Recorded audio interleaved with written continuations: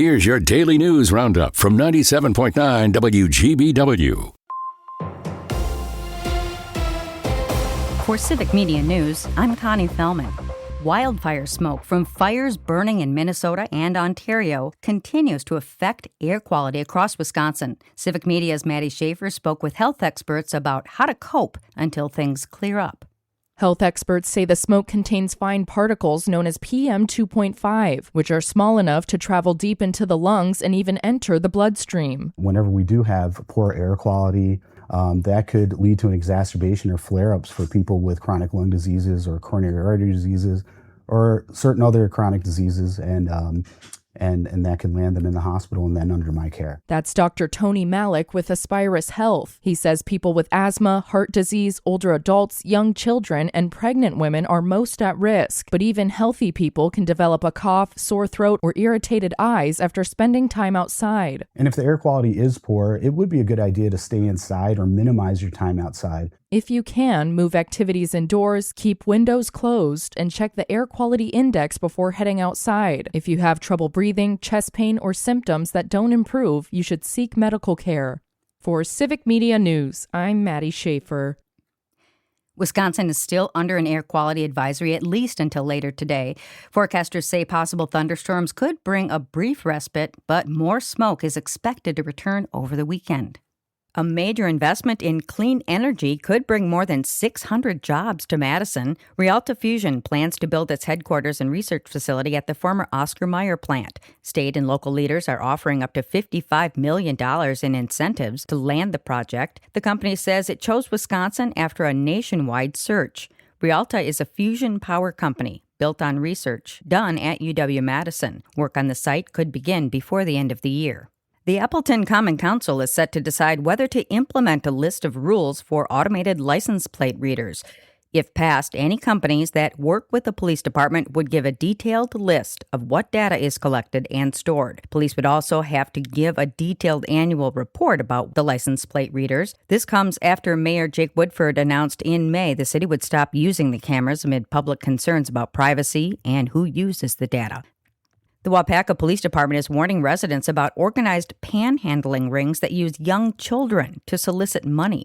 Officers said they were called to a business Monday after reports of adults asking for money while accompanied by a small child. Police say people often stand near store parking lots or along roadways and hold signs asking for help with food, rent, or medical bills. Many cases involving groups traveling from city to city rather than local people in crisis. Authorities caution that some signs include QR codes for Venmo or other online payment platforms, which can carry a risk of phishing. Investigators from the Marathon County Sheriff's Office are still looking for leads following the theft of 20 head of cattle valued at $50,000. Deputies were called July 8th to Kingdom Haven Farm after owners said the animals were discovered missing the morning before. Investigators say there were no signs of forced entry at the gates, fences, or cattle barn. The case remains active, with officials saying they plan to canvass the area for possible surveillance footage from nearby homes or businesses.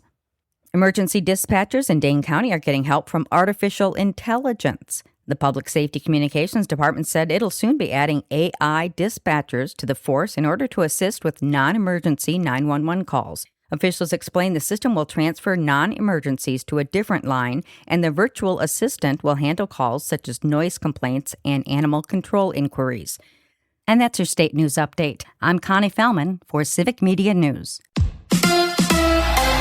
Brewer baseball is back. Hi, I'm Mike Clemens with sports. The Brewers back in action tonight at AmFam Field against the Florida Marlins. Jacob Mizorowski still being rested. Won't start until next week. Lefty Kyle Harrison on the 15-day IL with a sore elbow. Brandon Woodruff is on the 60-day IL, so that means that Logan Henderson will be on the mound tonight for the Crew. NBA in Miami, the Heat welcomed their new player, Giannis Antetokounmpo, to Florida. I'm excited. I've been with the Bucks for 13 years.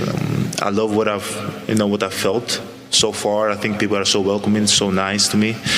I hope it stays that way. I'm so driven. Like, all this stuff is nice. Like, we can talk about it all day long. But I just love playing basketball. Giannis will now wear the number 7 jersey. Team president Pat Riley telling reporters the Heat wanted Giannis last February, but couldn't work out a deal before the trade deadline. With sports, I'm Mike Clemens. I'm meteorologist Mace Michaels. Hazy sunshine, warm and humid today with smoky areas, isolated thunderstorms, a high not far from 90. Still a slight storm chance tonight, a low close to 70. Warm but less humidity this weekend, highs back into the 80s. That's your Green Bay News Roundup from 97.9 WGBW. Subscribe to this podcast on Spotify, Apple, or wherever you get your podcasts. And find more news anytime at WGBW.FM.